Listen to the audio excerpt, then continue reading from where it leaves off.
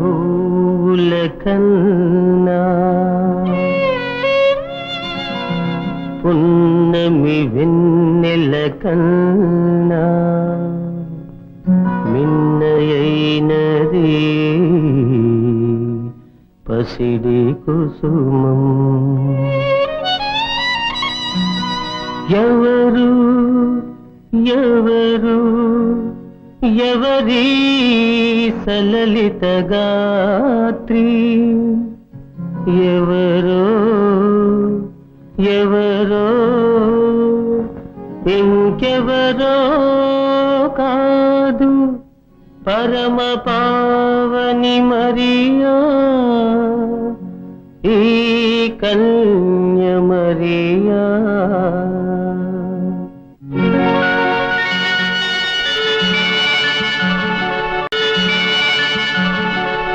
ధన్యురాలా, శుభం.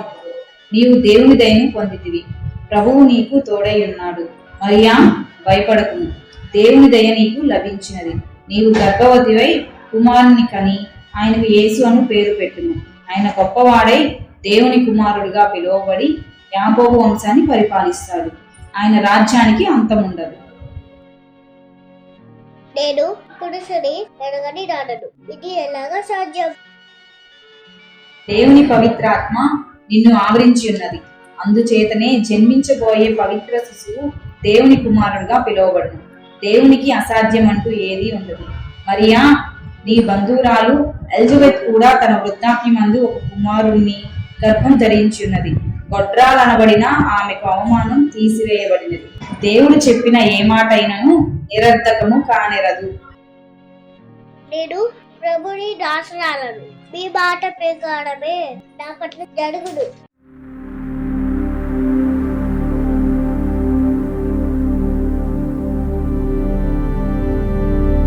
యోసేపు, ఓ యోసేపు. అమ్మా, ఏమిటి ఇలా రాత్రి వేళలో వచ్చావు? ఏం లేదు, ఏదో నిన్ను చూసి పోదామని వచ్చా. సరే గాని నేను విన్నది నిజమేనా? నీవు విన్నది ఏమది? మరియను గూర్చిన వార్త. మరియను గూర్చిన వార్త ఏముంది? త్వరలోనే మా ఇద్దరికి వివాహం. మరియ వంటి ఉత్తమరాలు నా భార్య కావడం నా అదృష్టం. ఏం అదృష్టమో ఏమో, ఆ అదృష్టం నీ పాలిట దురదృష్టంగా మారనున్నది. ఏబామా, ఏమిటా మాటలు? ఈవేళ ఈ మాటలు కొత్తగా ఉన్నాయేంటి? అవును యోసేపు, కొత్త మాటలే. మరియా గర్భవతి అని మన బంధువులు గుసగుసలాడుతున్నారు. కాదు, అబద్ధం. ఈ వంటి మిత్రుడు నా కాబోయే భార్యను గూర్చి అనవలసిన మాటలేనా ఇవి? సరేలే, నిజం నీకే తెలుస్తుంది. నేను వెళ్ళొస్తా. భగవంతుడా, ఏమిటి పరీక్ష?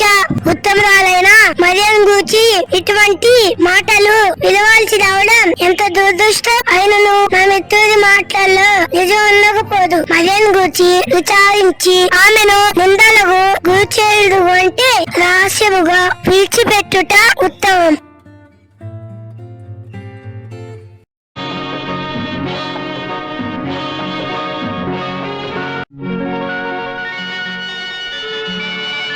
దావీదు కుమారుడు అయిన ఓ యోసేపు, మరియను నీ భార్యగా స్వీకరించుటకు భయపడకు. ఎందుకంటే ఆమె గర్భధారణ పవిత్రాత్మ మూలంగా కలిగింది. ఆమెకు కుమారుడు జన్మిస్తాడు. ఆయన తన ప్రజలను వారి పాపాల నుండి విడిపించి రక్షిస్తాడు. కనుక ఆయనకు యేసు అను పేరు పెట్టు.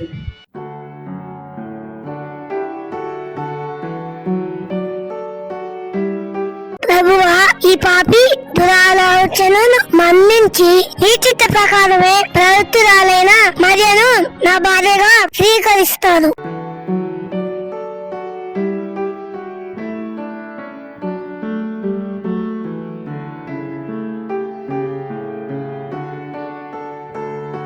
వందనములు. నా ప్రభుని తల్లివైన మరియా, వందనములు. నా ప్రభుని తల్లి నా వద్దకు వచ్చుట నాకెంతో ధన్యత. వందనములు. నా ప్రభుని తండ్రికి వందనములు. అమ్మా మరియా, స్త్రీలలో నీవు ఆశీర్వదింపబడిన దానివి. నీ గర్భఫలము ఆశీర్వదింపబడిన. నీవు దేవుని దయను పొంది దయాప్రాప్తురాలివైనావు. నీ మాటలు నా చెవిని పడగానే నా గర్భమునందలి శిశువు ఆనందంతో గంతులు వేయుచున్నాడు. నీవు ధన్యురాలు అమ్మా.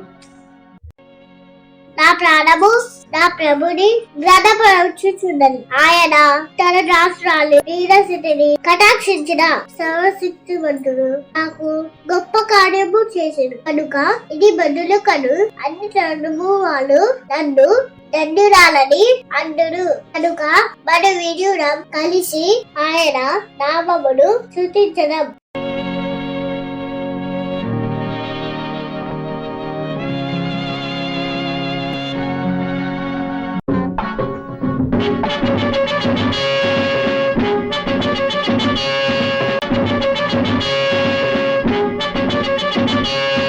మహాజనులారా, సామ్రాజ్యమంతటా ప్రజా సంఖ్య రాయించుకొనవలను. ప్రజలంతా ఎవరి గ్రామాల్లో వారు తమ తమ పేర్లు రాయించుకోవాలి.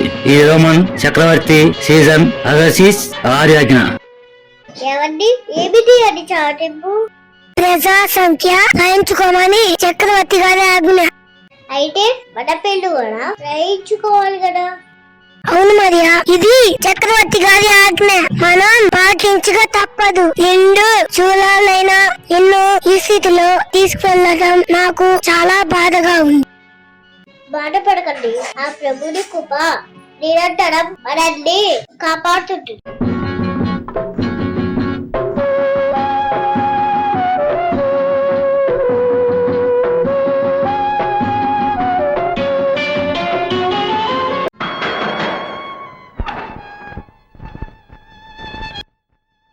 నా భార్య ప్రసవేదన పడుతున్నది. తల కాచుకున్నట్టు కొంత స్థలం ఇవ్వుడి.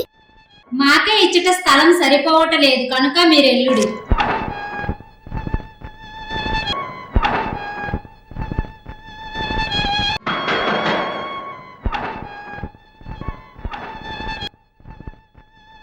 ఎవరండి?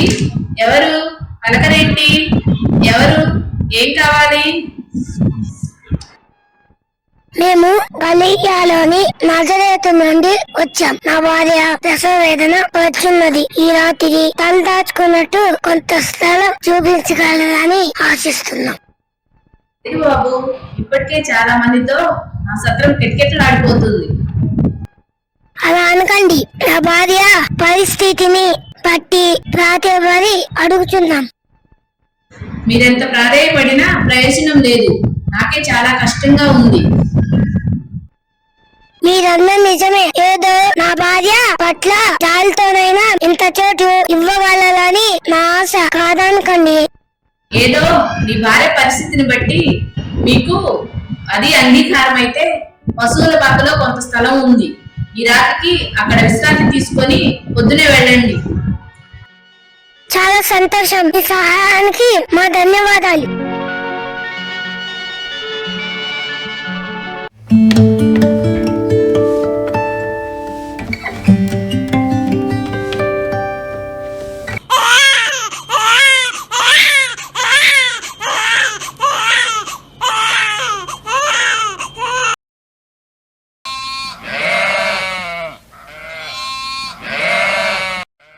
రాగండ్రా, ఇక్కడ మంచి సదునుగా ఉంది. కాసేపు కూకోండి.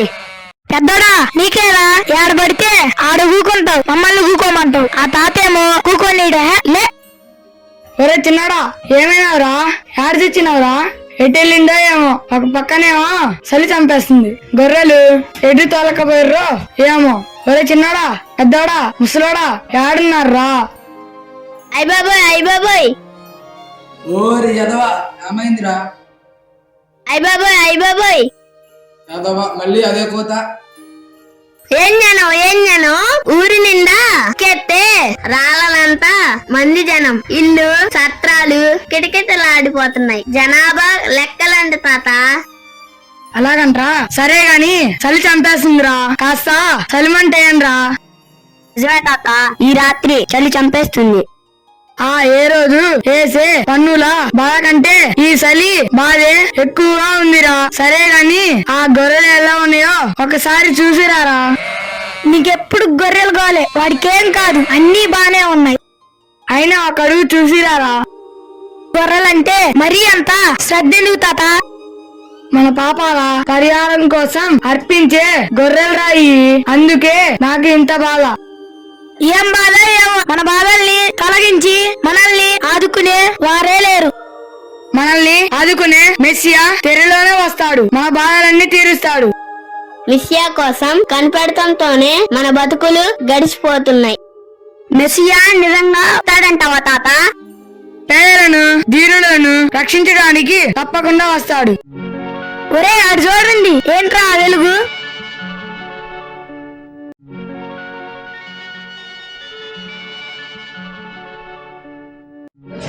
భయపడకండి, మానవులందరికీ మహానందకరమైన శుభవార్త తెచ్చాను. ఈ వేళ దావీదు పట్టణంలో మెస్సియా మీకోసం పుట్టాడు. ఈయన అభిషిక్తుడైన ప్రభువు. మీరు ఆయనను గుర్తించడం ఎలాగంటే ఆ శిశువు పొత్తిగుడ్డలు చుట్టి ఉండడం, పశువుల తొట్టిలో పడుకొని ఉండడం మీరు చూస్తారు. మనం ఇంతకాలం ఎదురు చూసిన మెస్సియా లోక రక్షకుడిగా పుట్టాడంట. ఈ రోజు నుండి మన కష్టాలు తీరుస్తాడు. అయితే ఆయన్ని కల్లారా చూసి పూజించి వద్దాం, పదండి. లోకాలనేలే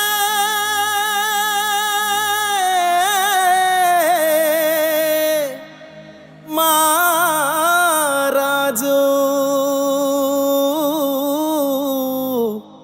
దివి నిడిసి వచ్చాడు.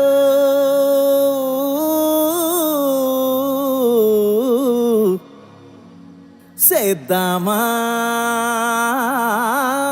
సంబరం. బెత్లెహేము ఊరిలోన పశువుల శాలలోన శ్రీ యేసు జన్మించాడు, రక్షణ భాగ్యం తెచ్చాడు. అరే బెత్లెహేము ఊరిలోన పశువుల శాలలోన శ్రీ యేసు జన్మించాడు, రక్షణ భాగ్యం తెచ్చాడు. మనసారా ఆరాధిస్తూ పాటలు పాడేద్దాం, రారాజు పుట్టాడని సందడి చేసేద్దాం. మనసారా ఆరాధిస్తూ పాటలు పాడేద్దాం, రారాజు పుట్టాడని సందడి చేసేద్దాం. ఇది నేలే రారాజు భూమిలోన పుట్టాడు, లోకానికే సంబరం. గతిలేని మన కొరకు స్థితి విడిచి పెట్టాడు, ఆహా ఎంతటి భాగ్యమో. అరే దివి నేలే రారాజు భూమిలోన పుట్టాడు, లోకానికే సంబరం. గతిలేని మన కొరకు స్థితి విడిచి పెట్టాడు, ఆహా ఎంతటి భాగ్యమో.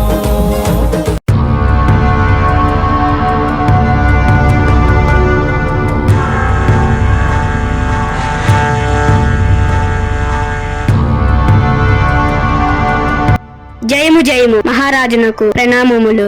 మహారాజా, తమ పరిపాలనలో ఈ రాజ్యము సుభిక్షముగా నున్నది. అవును, ఈ హేరోదు పరిపాలనలో యూదయ రాజ్యము సర్వతోముఖాభివృద్ధి నొందుచున్నది. ఆ చక్రవర్తి సీజర్ అగస్టిస్ వారే మన పరిపాలన పద్ధతికి ఆశ్చర్య పొందుచున్నారు. మహారాజునకు ప్రణామములు. జ్ఞాన సంపన్నుల వంటి ముగ్గురు పెద్దలు తమ దర్శనాదము వేచి ఉన్నారు. తమరు సెలవు ఇవ్వగలరు. మంచిది, వారిని తక్షణమే ప్రవేశపెట్టండి.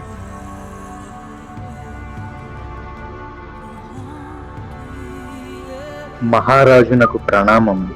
మేము తూర్పు దేశపు జ్ఞానులము. అటులనా? అయినచో ఈ ఉచితాసనములను అలంకరింపు. జ్ఞానులారా, తమ నామధేయములు తెలుపగలరు? నా పేరు కాస్పర్. నా పేరు బెల్తాజర్. నా పేరు మెల్కియోరు. మీ రాకకు కారణం?